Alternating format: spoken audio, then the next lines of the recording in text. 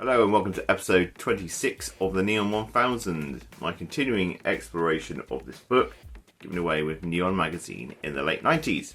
Okay, so today we're going to be looking at the Blaxplotation category. So I've not actually seen a lot of the films on the list. I have watched a few Blaxplotation movies, just not the ones on here, such as Coffee, Cleopatra Jones, Blackula, Dr. Black, Mr. Hyde.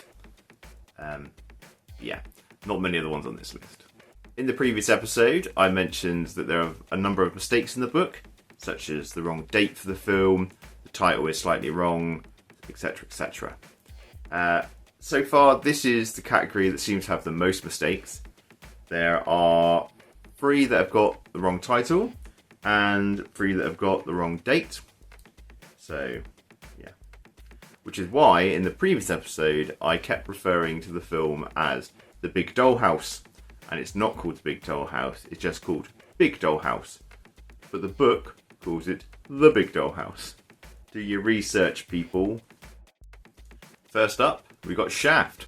Shut your mouth! I'm talking about Shaft! Then I can dig it. Stage actor Richard Roundtree plays private detective John Shaft, who is hired by a crime boss to find his kidnapped daughter. The soundtrack was provided by Isaac Hayes, including the iconic theme tune. Most people couldn't tell you anything about Blaxplotation movies as a whole, but lots of people will recognise that theme tune. It's something that happens quite often in Blaxplotation movies. Not so many in this list, but a lot of prominent black artists provided soundtracks for the films. Curtis Mayfield did Superfly, Marvin Gaye did Trouble Man, and James Brown did Black Caesar. The Harder They Come from 1973, where reggae musician Jimmy Cliff plays a reggae musician who is screwed over by his producer and then resorts to crime to help pay the bills, basically. This is all happening while his song is skyrocketing up the charts. So he's getting famous while also dealing drugs. TNT Jackson from 1973, where TNT Jackson travels to Hong Kong in search of her brother who's gone missing.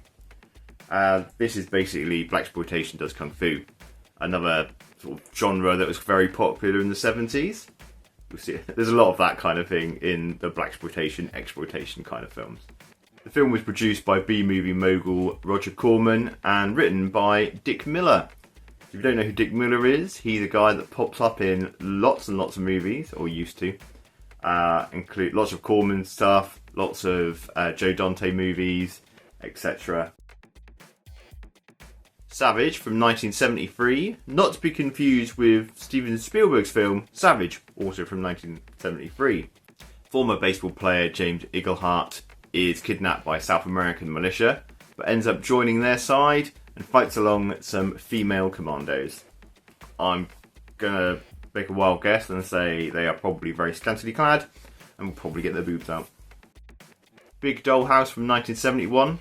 Obviously I'm not going to go too much into this one because you can just go and watch the previous episode where I talked about Big Doll House and Women in Cages.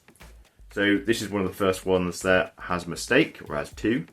So it calls it The Big Doll House, which is why I kept calling it that in the previous video.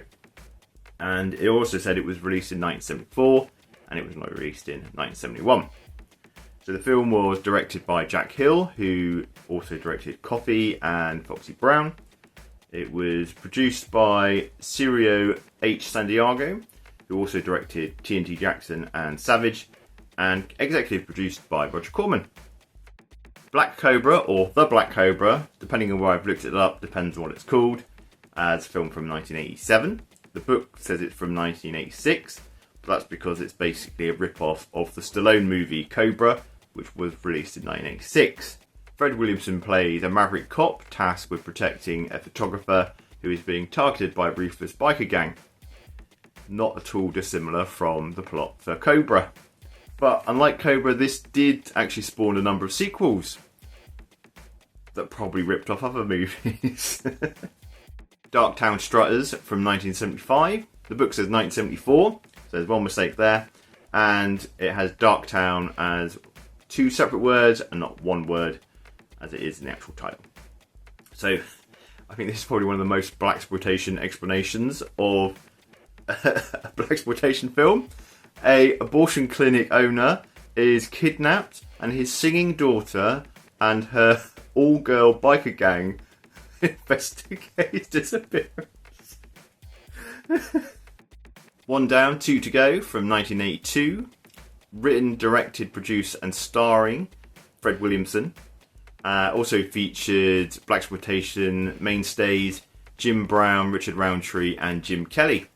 A pair of cops investigate a mobster who fixed a fight tournament and, depending on the description that you read, killed or injured their friend Jim Kelly when he found out about the fix.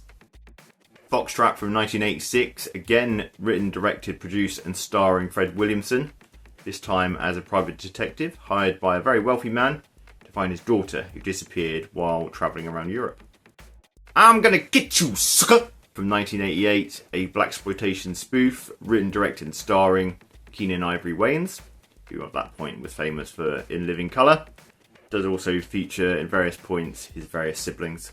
The film featured a bunch of mainstays of the Blaxplotation era: Bernie Casey, Isaac Hayes, Antonio Fargas and Jim Brown, who, if you look at their various filmographies, they're involved in various high-profile Blaxplotation films such as Foxy Brown, Cleopatra Jones, Shaft, etc, etc. The one to avoid here is the return of Superfly from 1990, where Priest/Superfly returns from Paris to help find his friend's killer. And basically the drug dealer teams up with the cops to track down a drug dealer. Didn't really care for Superfly anyway, so I'm not going to rush out and find this one. The soundtrack for Superfly is fantastic. The songs Superfly and Pusher Man are... That's all I've got time for. So long, farewell.